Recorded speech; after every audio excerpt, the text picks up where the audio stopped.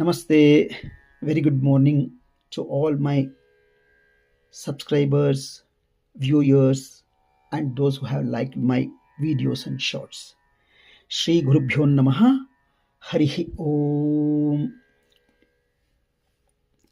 Till yesterday, I have completed uploading of the Dhyana Shloka and first 6 chapters of Bhagavad Gita. The first 6 chapters of Bhagavad Gita are known as Karma Yoga Shadka. The significance of the first 6 chapters, they teach us how to live a righteous life while performing our duties with devotion and detachment. The first 6 chapters guide us from confusion to clarity, from selfish actions to selfless service, and from restlessness to inner peace. By studying and practicing these teachings, we progress steadily on the path of spiritual growth and God realization. May the teachings of Bhagavad Gita inspire all of us towards righteousness, wisdom, and world peace.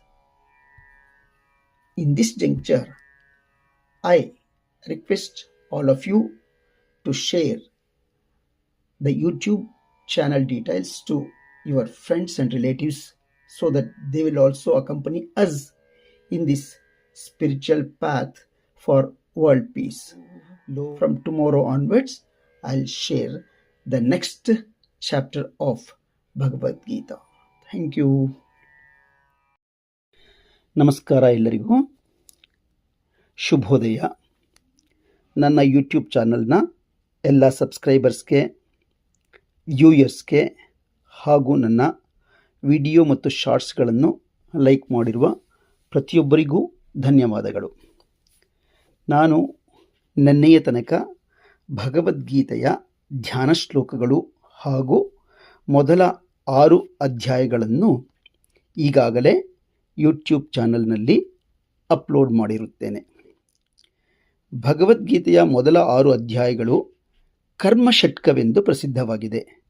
ಇವು ನಿಷ್ಕಾಮ ಕರ್ಮ, ಆತ್ಮಜ್ಞಾನ, ಧ್ಯಾನ ಮತ್ತು ಮನಸ್ಸಿನ ನಿಯಂತ್ರಣದ ಮೂಲಕ ಧರ್ಮಮಯ ಜೀವನವನ್ನು ನಡೆಸುವ ಮಾರ್ಗವನ್ನು ಬೋಧಿಸುತ್ತವೆ.